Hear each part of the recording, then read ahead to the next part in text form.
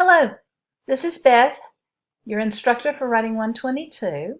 Welcome to week 1. Welcome to the beginning of this course. I hope by now that you have read the introductory material, at least glanced at it. I've asked you to, in particular, pay attention to the getting started and to the syllabus, also to the schedule of assignments and due dates.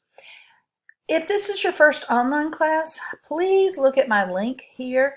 There are a lot of resources out there at Lane to help you. It's a different genre of teaching and of learning, and I want you to get started on a strong footing here.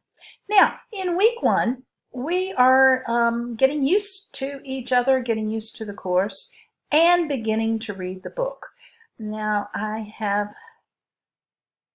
we are reading The Circle, a novel. I hope you've already arranged to get a copy of it. I've given you some ideas, some suggestions of where to find it. If you have trouble, please let me know. Maybe I can round one up for you. Anyway, I've told you to read the first 27 pages. Not very many, but that's because I don't know what kind of week you're going to be having here at the beginning of the term. Some of you are registering late. Some of you have other obligations. If you have time, my suggestion is you read as far as you can. In a couple of weeks, as I say here, I'll be asking you to write a character analysis. You don't have to read more than this for sure, but you might want to look at that.